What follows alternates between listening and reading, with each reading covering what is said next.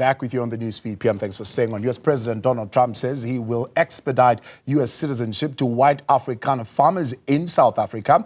Trump's administration has been criticized for granting white Afrikaner refugee status in the United States. President of the United States has been misled to believe that new land expropriation laws are a breach of the white farmers' human rights. Joining us now for more on this is Mmusi Maimane, leader of Build One South Africa. Mmusi, good to have you. Thank you very much for your time. My conversation with Dr. Theo Diaga there, he says, well, as far as their list is concerned, they don't know these 49 Afrikaners.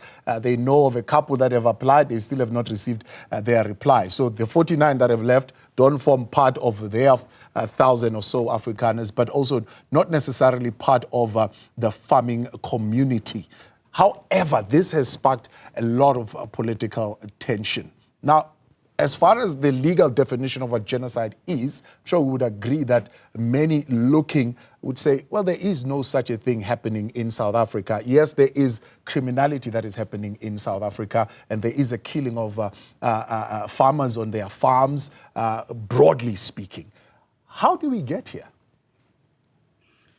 Good afternoon, and good afternoon to fellow South Africans. Sometimes I think we need to take at least one step back and look at the overall picture. The first is we must ask the question about what it does mean to be a South African. And I think when people define themselves outside of that and feel that they can be a special group or outside the interests of the country, this ought to concern us. It's both a function of a failure of leadership to say, whether black, white, Indian, or colored, you belong to this country. You are first and foremost a South African, and more than anything, you have a contribution to make to this country. And we must deem those, whatever the color of their skin is, who leave the country and spread disinformation about their country as acting against the interests of the country. So I think that's the first thing. And then the second thing is, however, it happens all over the world. When resources become scarce, people lager onto their own races. And I think race relations in this country, when you reflect on the period between 2000 and 2008, were better fundamentally because we had a growing economy and citizens felt they were prospering. When resources become scarce, where in the last 10 years we've grown at less than 1%, there's a genuine fear amongst many citizens that things aren't going in the right direction. So what we need to focus on collectively with South Africans who want to build is to ensure that we ultimately grow an economy that can demonstrate the fact that there's an opportunity for all South Africans. Yeah. Yes, we have crime. Yes, we have challenges. That doesn't change. Yeah. But we can only get through those things by an economy that grows and every citizen contribution towards now, that. Unfortunately, I mean, we are not now given room to do that. You know, if it was a family matter, I would say, let's close doors, let's talk as a family and discuss this. Unfortunately, it has now been blown into a space where the United States, we can talk about what their motive is now putting pressure on South Africa, be it for commercial reasons that have got to do with a particular individual, be it because of geopolitical relationships that has got to do with Israel. However we may classify this, they are putting pressure on South Africa to act in a particular way. How do we respond? No, I think the meeting with that President Ramaphosa will have with President Trump is absolutely vital.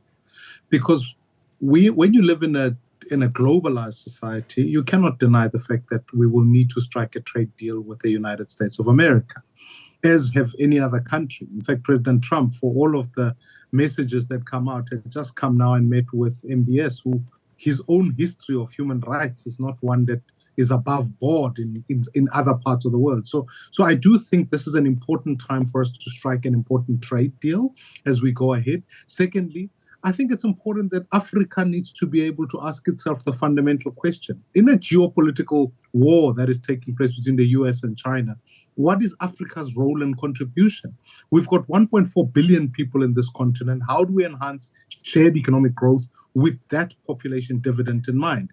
And then lastly, I think in confronting the United States, I think certainly misinformation needs to be dispelled. And it's going to be important that, let alone the envoy who goes there, because President Ramaphosa may have one meeting, but whoever the diplomat we send to the US has to spend an extraordinary amount of time ensuring that when there's information that is not correct, it is countered and that ultimately we put South Africa's interest and story at the forefront of the US. Yeah. Because if we fail to do that, I think misinformation will continue, and it may not have the effect of attracting more and more Afrikaners to the US, but what it will certainly do is that it exacerbates a climate of disinvestment into South Africa, which is the last thing we need.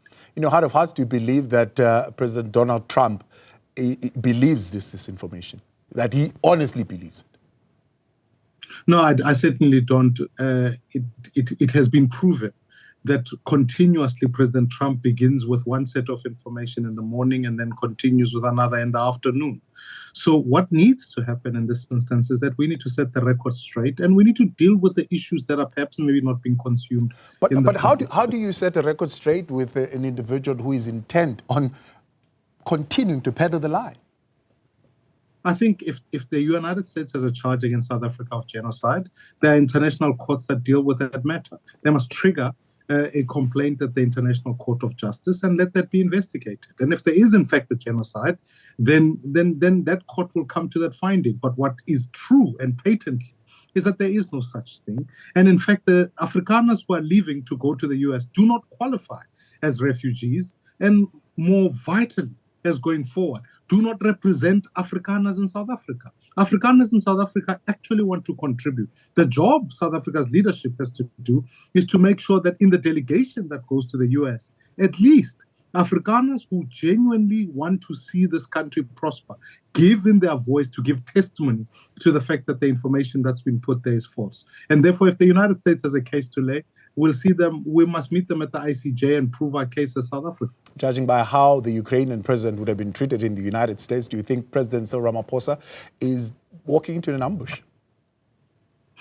No, I certainly think that there are heightened tensions anyways between the Senate and what the White House is saying as it pertains to the issue of Ukraine.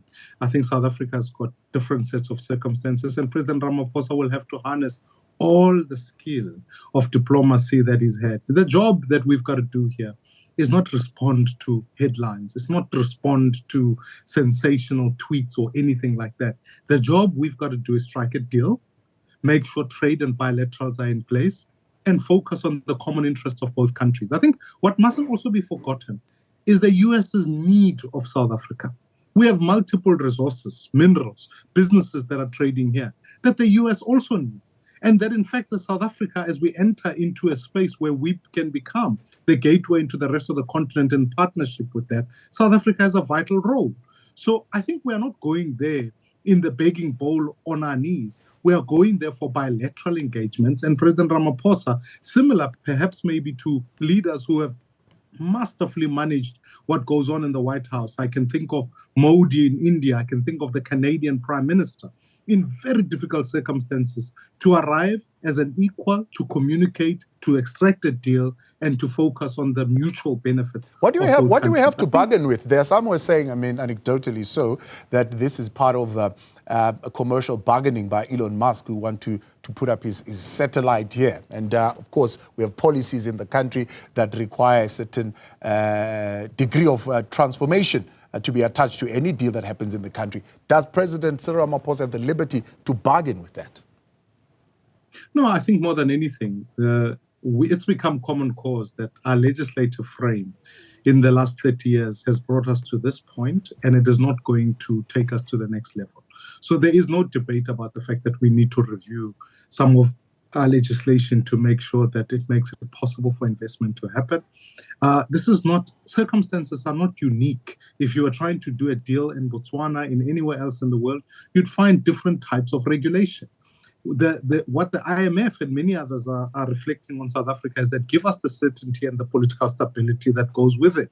So the function that has to go into that meeting is to say, here's what the regulatory frame is.